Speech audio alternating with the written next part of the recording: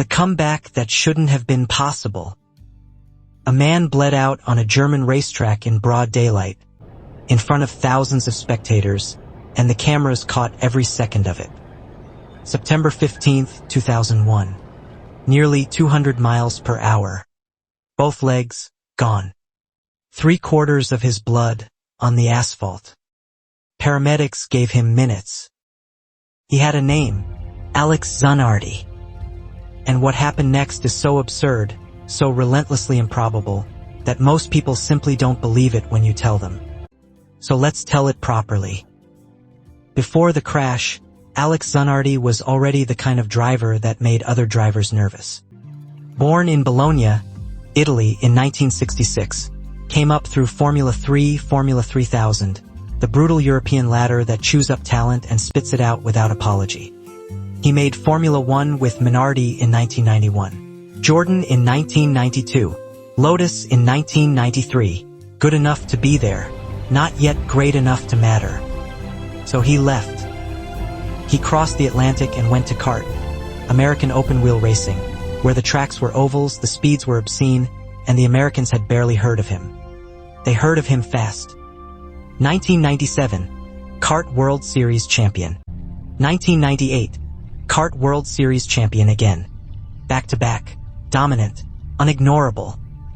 He had a move at Laguna Seca, a pass so reckless, so geometrically impossible, that people still talk about it decades later. His competitors called it insane. He called it Tuesday. Then he went back to Formula 1, Williams, 1999, and it didn't work.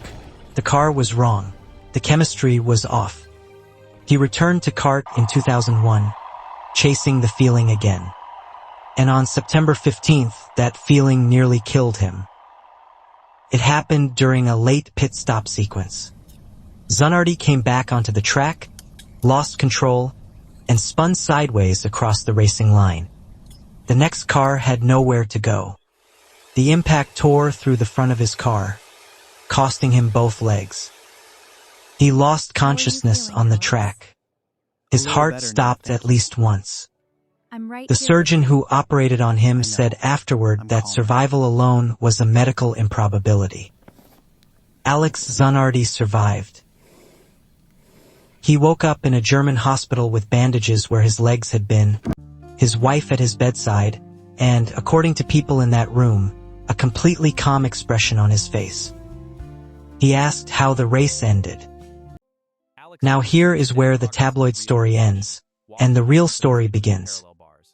Most people, when they hear double amputee, hear a closing statement. Alex Zanardi heard a design problem. He worked with engineers and prosthetists the way a driver works with a race crew.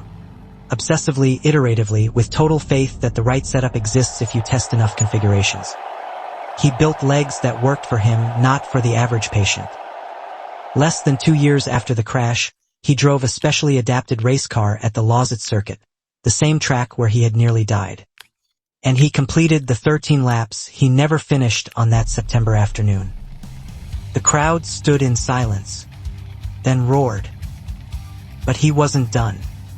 He discovered hand cycling, a sport powered entirely by arm strength, and approached it the way he approached every circuit. Learn the line, push the limit, then push past it. For weeks of training, New York City Marathon, 4th place. He went back. He won it. Then he went to the Paralympics. London 2012, gold, silver.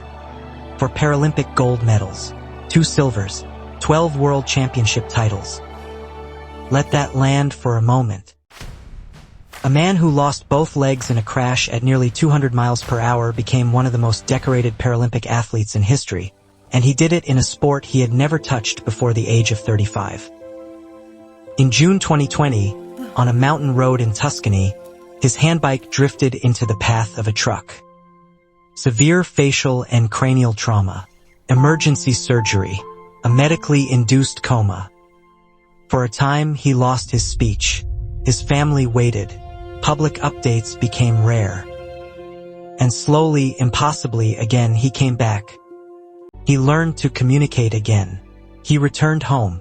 He continued rehabilitation, largely protected by his family's privacy. Alex Zanardi died on May 1st, 2026. He was 59 years old.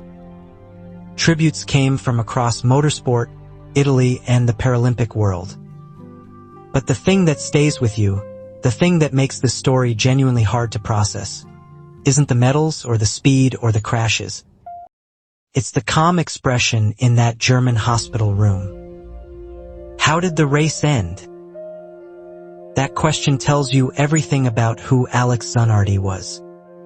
He was never asking how he ended. He already knew he hadn't.